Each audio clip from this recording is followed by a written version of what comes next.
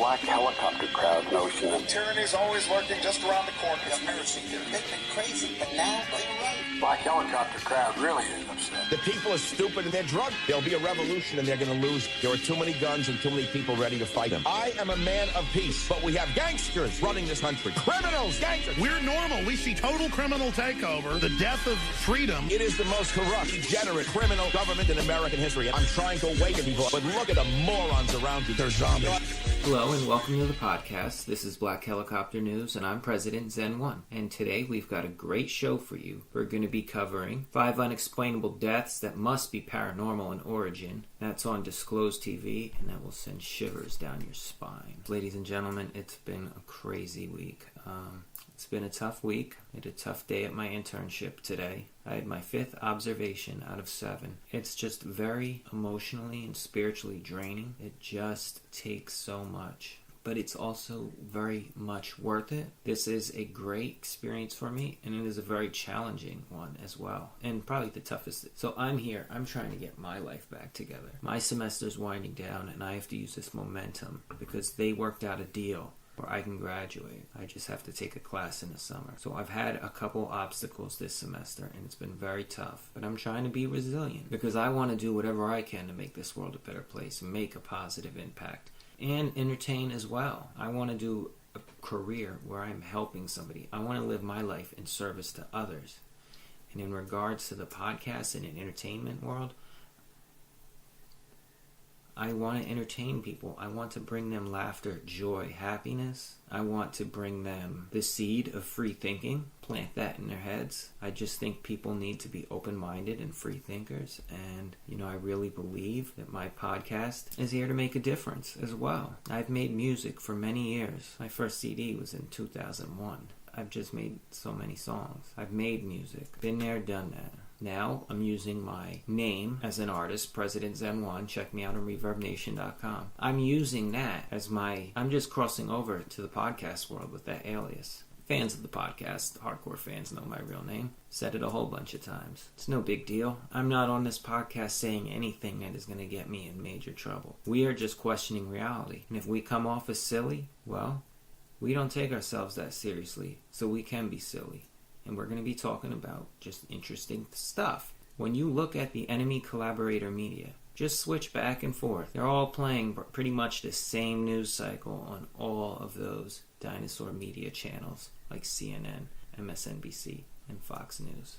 They're the ones that are losing credibility by the day. Black Helicopter News, on the other hand, is a part of the new media revolution, and we are taking their place. The paradigm is switching, folks. We are now gaining credibility and validity because we're showing we have the most integrity out of them all. Sometimes I talk out of my ass, but it doesn't matter because I'm covering things that are on the internet that are not in the news.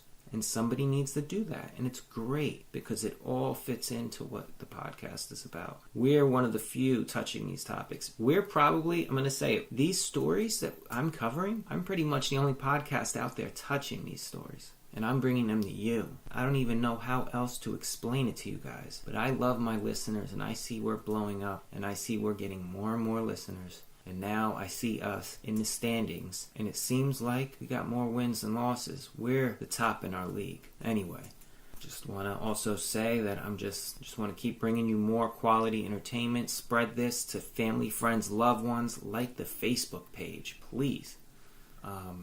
Subscribe to the podcast. Share it with people. They will thank you. This is an amazing show. I'm just saying, we're covering the real news. Anywho, moving on. 5 unexplainable deaths that must be paranormal in origin. This is on DisclosedTV.com. Folks, I know the headline sounds a little hokey, but when you hear some of these stories, you are going to question reality. And that's what I'm all about. Listen, I just want to repeat this one more time. We are questioning reality.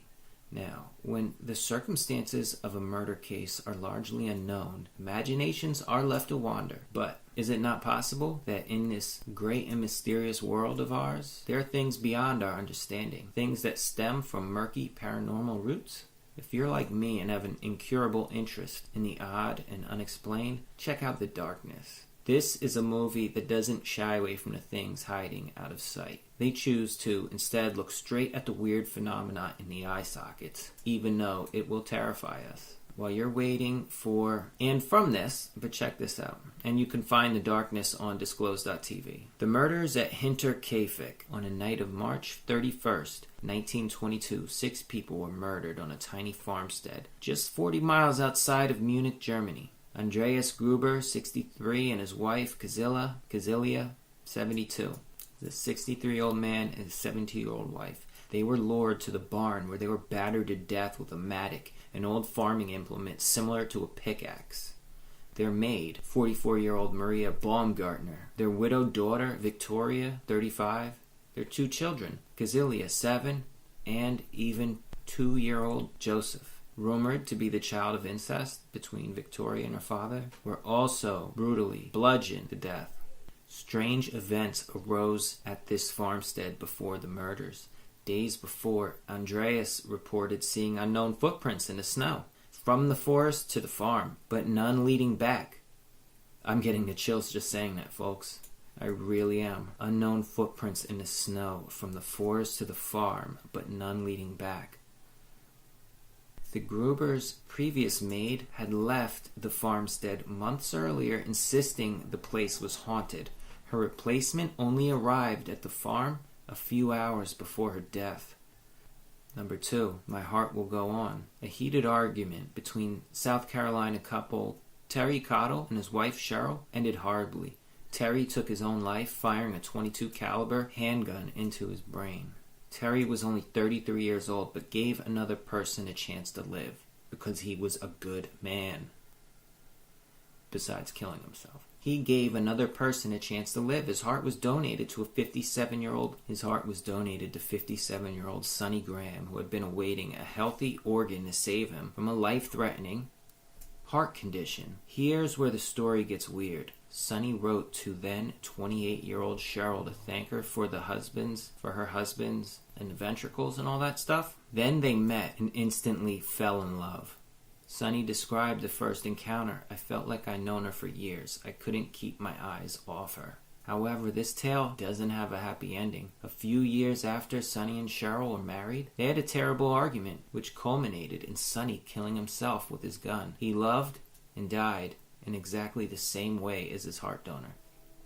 Again, I'm getting chills.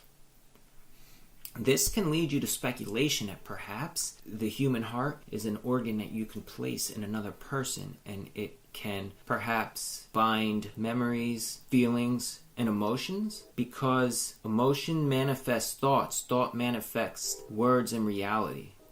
Let me say that again. Emotions manifest thoughts, thoughts manifest into reality. This could be the explanation for why this is happening, or why this happened. I would not personally take a heart donation if I needed one, because I would need to know, is this person he has to be vetted. They can't just give you a crazy person's heart because you might become crazy. I don't know any other explanation, but Grammy Award winner and platinum recording artist, President Zen-1. His debut studio album, Philosopher's Stone, including the smash single, New World Order. President Zen-1, Philosopher's Stone, the digital album, available on iTunes, Amazon Music, Google Play, and cdbaby.com. Get your copy today. pump up the volume and let the music play.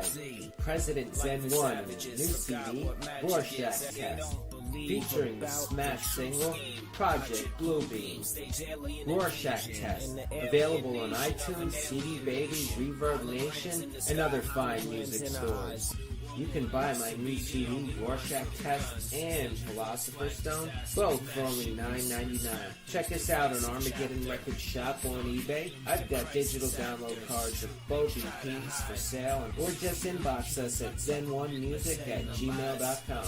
What are you waiting for? Andrew Robinson here, At Armageddon Record Shop, we've partnered with eBay to expand our operation. My goal is to find the best deals on the highest quality products and give them to you at the lowest prices possible. The New World Order wants us dependent. We need to be self-sufficient. Visit us at ebay.com/USR/Armageddon Record Shop. Books, video games, clothing, and much more. New items every month. Armageddon Record Shop on eBay. Moving on. Number 3, the case of the Tunein Man. I'm not even sure I'm saying that right. Early on in the morning of December 1st, 1948, in Adelaide, South Australia, a body was found on a beach, and the only clue to his identity was a scrap of paper in his pocket. It was the final page of a copy of a centuries-old collection of Persian poems called the Rubaiyat of Omar Khayyam. The scrap of paper simply read Tamam Shud, or Shud.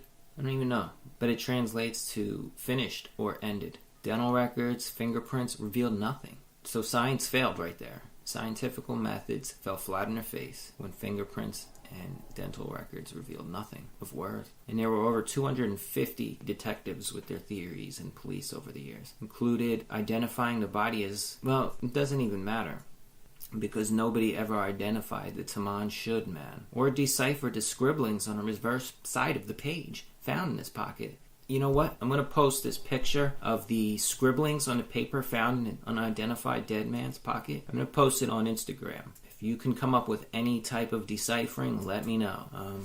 Yeah, this is amazing. Number 4, Up in Smoke. Now, I might post this picture. It's giving me the chills. This is insane. I'm seeing right now, I'm looking at like legs, and I don't see a torso. I'm not sure what's the story, but I'm getting the chills, folks. This is a scary episode. On December 22nd, 2010, concerned neighbor went outside to check on the home of Michael Faraday of Galway, Ireland, because the fire alarm was sounding and smoke pouring from the house. The neighbor had no choice but to wake locals and call the authorities. They had to call the cops. A forensics team searched Faraday's home and found something strange. The fire was entirely localized to his body. The rest of the home was unscathed. No accelerant was found, no usual traces of fire damage, origin points, scorch marks, or materials used to begin the blaze. A doctor on the scene said, "This fire was thoroughly investigated, and I'm left with the conclusion that this fits into the category of spontaneous human combustion, for which there is no adequate explanation." And I would have to agree with a doctor on this, because for one, he's a doctor, for two, he's probably smarter than me, and, it's most likely spontaneous human combustion, and this is a rare phenomenon that has happened over the years, and nobody understands why. Now, if I wanted to venture a guess or theory what happened with this man, I think spontaneous human combustion is one of two things. When a person is becoming a being of light and love at too quick of a pace, and they're becoming a great person, and they're just becoming a higher vibrational frequency of a person. Maybe he had an epiphany and he became a better person instantly, but the body was not able to have the DNA and the codons upgrade instantly, and it probably caused a major malfunction and just exploded him. Or another option is maybe somehow there was a tear in the universe into another dimension, and maybe it was just a tear that was big enough to take out his chest, and I don't know. Maybe, who knows, it could have been a will-o'-the-wisp, maybe, ran straight into his chest and exploded. Or it could be an alien with a laser gun that could have, maybe it was an alien, or extraterrestrial biological entity. Maybe he had a laser gun and shot him in the chest, and it's a futuristic weapon. Maybe it's a futuristic weapon from someone within another star system or within Hollow Earth. We don't know. It could have been a ghost. It could have even been a ghost, is another theory of mine. Or monster, like a demonic monster could have maybe done that kind of damage. Either way, I agree with the article that this is an unexplained death that must be paranormal in origin. Alright, number 5, monozygotic mirroring. So even the least superstitious among us usually feel something unseen exists between twins that the rest of us are not privy to. This manifested dramatically in 2002 when 2 very odd road accidents were reported. I'm getting chills. Two twin brothers, 70 years of age, died hours apart in separate accidents on the same road. I'm getting... If you get goosebumps, that's usually a sign that the paranormal is the real answer in life, no matter what the question is. Goosebumps usually mean shit's just got real. They were both riding their bikes across the road and hit by a truck. The second brother had no idea his brother had just been killed on the road, as the police didn't notify them of the death yet. Police stated the road is busy, but is not known to be accident-prone. These twins are not just genetically connected, they're connected in their own death. Fate intertwined. They were intertwined with fate in this instance. So two brothers could have died at once. This is because a twin is most likely, like, let's say, take an atom. You split an atom. Now you got two. Wait, maybe not. But here's the deal, folks.